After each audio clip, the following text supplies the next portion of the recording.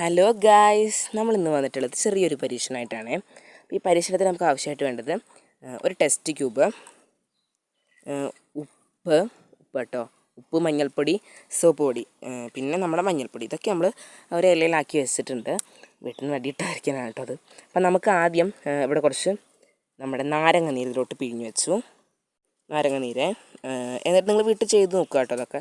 ഇതൊക്കെ എല്ലാവരും ചെയ്ത് നോക്കണം. അതിലോട്ട് നമ്മൾ കുറച്ച് അല്പം ഉപ്പിട്ട് കൊടുത്തു കേട്ടോ.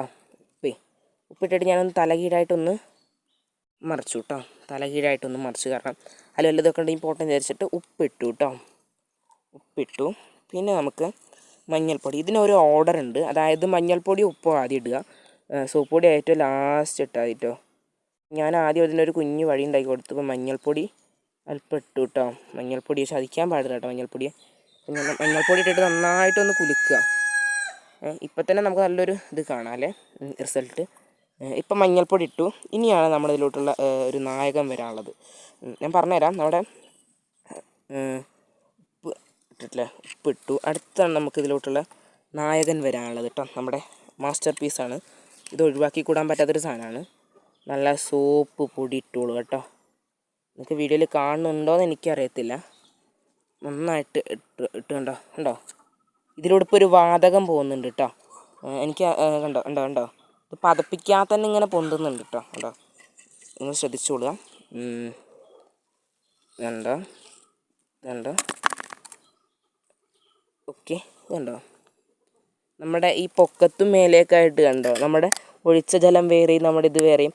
അപ്പോൾ നമ്മുടെ സോപ്പ് ഇട്ടൊന്നല്ലോ അങ്ങനെ ഒന്ന് തലകീഴായിട്ട് ഇപ്പോൾ ഞാൻ പിടിച്ചു തരാം കേട്ടോ. തലകീഴായിട്ട് പിടിച്ചു തരാം. ഓക്കെ, കണ്ടോ തലകീഴായിട്ട് കണ്ടോ. ആ സോപ്പ് കണ്ടോ, ആ ഒരു ഇതിൽ തന്നെ അത് അടിഞ്ഞ് നിൽക്കുന്നു. ഓക്കെ, അപ്പോൾ ഇതിന് കാരണമായിട്ട് ഇത് എന്താണെന്ന് വെച്ചാൽ, ഇപ്പം നമ്മൾ ഇതിൽ ഇതിട്ടിട്ടുണ്ട്. ഇതിൽ നമ്മൾ ആസിഡ് ബേസൊക്കെ ഇട്ടിട്ടുണ്ട് കേട്ടോ. അപ്പോൾ ഇവരെല്ലാവരും ഇതും പ്രവർത്തിക്കുന്നുണ്ട്. അപ്പോൾ ഇവരെല്ലാവരും കൂടെ പ്രവർത്തിച്ചിട്ട് ഈ ഇതുണ്ടാവുമല്ലോ. അപ്പോൾ ഇതുണ്ടായ ലിക്വിഡിന് എന്താണ് ഈ ലിക്വിഡിന് എന്ത് സ്വഭാവമാണെന്ന് അറിയാം. ഇപ്പോൾ ഈ ലിക്വിഡിന് ഇപ്പോൾ കാണിച്ചു തരാം ഞാൻ. കണ്ടോ, അത് പെട്ടെന്നൊന്നും അങ്ങനെ കണ്ടില്ലേ, ആ ലിക്വിഡ് കണ്ടോ, അതൊക്കെ സ്വന്തം കനം തൂങ്ങി അങ്ങനെ അത് പോകും. കണ്ടോട്ടോ, ആ കനം തൂങ്ങി അങ്ങനെ വീണ് പോകും. അപ്പോൾ ഈ ലിക്വിഡിന് കാര്യമായിട്ട് ലിക്വിഡ് ഉള്ളത് എന്താണെന്നറിയോ, കാർബൺ ഡൈ ഓക്സൈഡാണ് കേട്ടോ. കാർബൺ ഡൈ ഓക്സൈഡ്, അതായത് നമുക്ക് ഇപ്പം ഞാൻ കാണിച്ചു തരാം.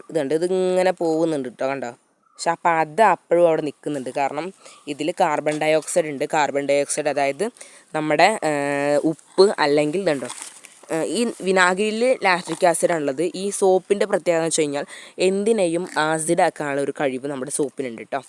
ഓക്കെ, അപ്പോൾ ഇത്രയേ ഉള്ളൂ പരീക്ഷണം. ലൈക്ക് ചെയ്യുക, സബ്സ്ക്രൈബ് ചെയ്യുക, അടുത്ത് കാണുന്ന ബെല്ലൈക്കണും കൂടെ നിൽക്കുക കേട്ടോ. ഓക്കെ, അപ്പോൾ നമുക്കിനി ഒരു വീഡിയോ ആയിട്ട് കാണാം. ബൈ.